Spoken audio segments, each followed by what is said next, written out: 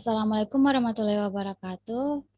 Perkenalkan nama saya Putri Oktarianti Lagading dengan NPM 2140402020 dari lokal A2, jurusan Ekonomi Pembangunan, Fakultas Ekonomi Universitas Borneo Tarakan dengan dosen pengampu Pak Zainal Abidin Muja. Pada kesempatan kali ini saya akan mempresentasikan salah satu materi dari mata kuliah agama Islam, yaitu Islam dan wilayah perbatasan. Sebelum saya masuk ke permasalahan yang akan saya angkat, saya akan menjelaskan terlebih dahulu secara singkat tentang pengertian Islam dan wilayah perbatasan.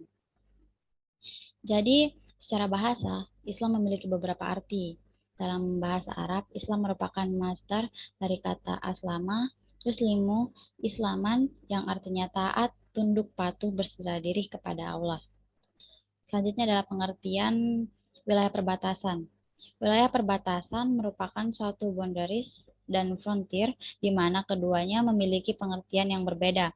Boundaries adalah garis-garis yang mendemarkasikan batas-batas terluar dari suatu wilayah atau negara. Sedangkan frontiers lebih kepada mewujudkan zona-zona atau jalur dengan lebar yang beraneka ragam dan memisahkan dua wilayah yang berlainan negaranya.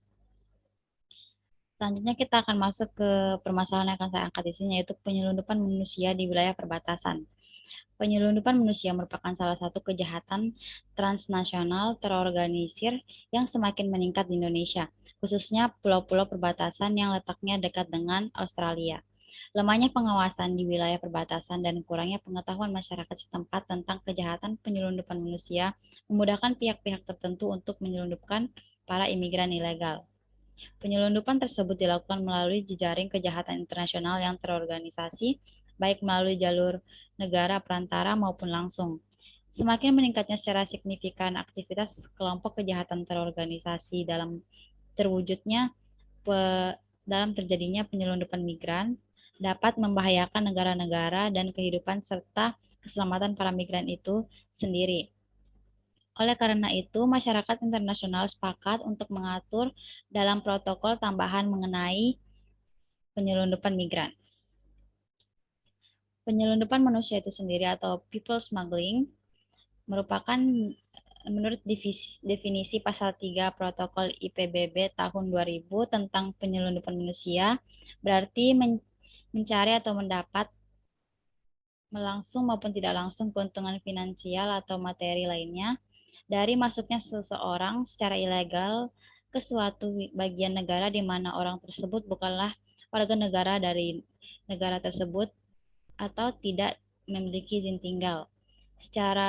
Masuk secara ilegal berarti melintasi batas negara tanpa mematuhi peraturan atau perizinan yang diperlukan untuk memasuki wilayah suatu negara secara legal. People smuggling umumnya dapat terjadi dengan persetujuan dari orang atau kelompok yang berkeinginan untuk diselundupkan, dengan alasan yang paling umum dari mereka adalah peluang untuk mendapatkan pekerjaan atau memperbaiki status ekonomi, harapan untuk mendapatkan penghidupan yang lebih baik bagi diri sendiri atau keluarga, dan juga untuk pergi menghindari konflik yang terjadi di negara asalnya. People smuggling sesungguhnya berangkat dari adanya dorongan untuk menjadi imigran gelap. Oleh karena itu, sebab-sebab yang memunculkan terjadinya imigran gelap dapat pula menjadi sebab-sebab munculnya tindakan penyelundupan manusia. Selanjutnya adalah faktor-faktor penyebab terjadinya penyelundupan. Di sini ada beberapa faktor. Yang pertama, kurangnya kesadaran ketika mencari pekerjaan dengan tidak mengetahui bahaya dan kejahatan penyelundupan ini. Yang kedua adalah kemiskinan yang telah memaksa banyak orang untuk mencari pekerjaan kemana saja tanpa melihat resiko dari pekerjaan tersebut. Yang terakhir adalah lemahnya oknum-oknum aparat penegak hukum dan pihak-pihak terkait dalam melakukan pengawasan terhadap kasus-kasus seperti ini. Sehingga kasus-kasus seperti ini tuh semakin banyak terjadi. Selanjutnya adalah pandangan hukum pidana Islam mengenai tindakan penyelundupan. Dalam artikel karya Muhnas Siruddin Ma'mun yang berjudul Tinjauan Hukum Islam Terhadap Tindak Pidana Penyelundupan tersebut dipaparkan bahwa dalam hukum Islam jarimah penyelundupan dapat dikategorikan dalam jarimah sarikoh. Kata sarikoh diambil dari kata sarkun yang artinya samar dan tidak jelas. Al-Quran telah menjelaskan bahwa kita sebagai umat manusia dilarang untuk memakan harta sesamanya dengan cara sembunyi-sembunyi atau samar. Sehingga di sini Islam memandang bahwa penyelundupan erat kaitannya dengan masalah penipuan karena penyelundupan adalah perbuatan yang terselubung. Sedangkan dalam hukum pidana Islam, tindak pidana bisa disebut dengan istilah jenayah atau bisa juga disebut jarimah. Istilah jarimah oleh sebagian ahli fikih dianggap sama dengan istilah jenayah. Jarimah adalah dalam arti yang luas adalah pelanggaran terhadap prinsip-prinsip kemasyarakatan. Dalam masyarakat modern, jarimah dipahami sebagai pelanggaran terhadap undang-undang.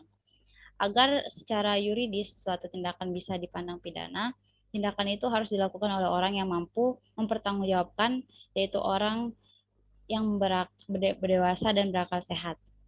Sanksi pidana yang dikenakan kepada pelaku harus diselenggarakan oleh pemerintah atau melalui undang-undang. Dari sejumlah pengertian yang dikemukakan, dapat disimpulkan bahwa jenayah atau jarimah adalah sebuah tindakan atau perbuatan seseorang yang mengancam keselamatan fisik manusia serta berpotensi menimbulkan kerugian pada harga diri dan harta kekayaan manusia sehingga tindakan atau perbuatan itu dianggap haram untuk dilakukan. Bahkan pelakunya harus dikenai sanksi hukuman di dunia dan di akhirat sebagai hukuman Tuhan. Jarimah ya yang oleh sebagian pakar dianggap sama dengan jinayah adalah segala perbuatan baik berupa melakukan suatu tindakan atau tidak, di mana hal itu dilarang oleh Allah dan dalam Maqasid al-Syariah, penyelundupan manusia termasuk ke dalam perbuatan yang telah mencederai keseluruhan aspek dari Maqasid al-Syariah, terutama dalam level al-darayat. Melanggar prinsip hifz ad-din karena mengganggu ketertiban dan keamanan warga negara sehingga menghambat umat manusia untuk menjalankan taat pada Allah disebabkan ketakutan. Melanggar prinsip hifz al-nafs karena melanggar HAM. Orang yang diselundupkan melalui jaringan penyelundup berdampak pada kekerasan dan keamanan hidup. Penyelundup dapat diancam dengan hukuman hudud atau takzir. Selanjutnya adalah solusi yang bisa kita lakukan untuk mencegah terjadinya penyelundupan. Yang pertama, pendidikan serta peningkatan kesadaran tentang kejahatan manusia.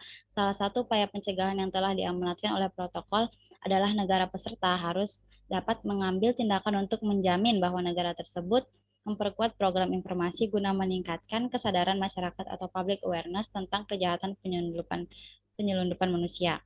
Yang kedua, melakukan kerjasama pemberantasan dengan negara lain. Menyadari bahwa upaya pemberantasan tindak kejahatan ini tidak bisa dilakukan sendiri, melainkan harus bekerja sama dengan negara lain karena terjadi lebih dari satu negara atau melintasi negara, maka harus melalui kerjasama antar negara supaya bisa masuk dalam lembaga hukum negara yang menjadi tempat berlangsungnya kejahatan ini. Dan yang terakhir adalah melakukan kampanye untuk meningkatkan kesadaran masyarakat akan bahaya yang dapat muncul oleh penyelundupan manusia. Kampanye yang dilakukan melalui penyuluhan kepada aparat maupun masyarakat setempat, perkumpulan adat, publikasi melalui poster atau siaran radio lokal. Mungkin itu saja presentasi yang dapat saya sampaikan pada hari ini. Kurang lebihnya mohon maaf. Assalamualaikum warahmatullahi wabarakatuh.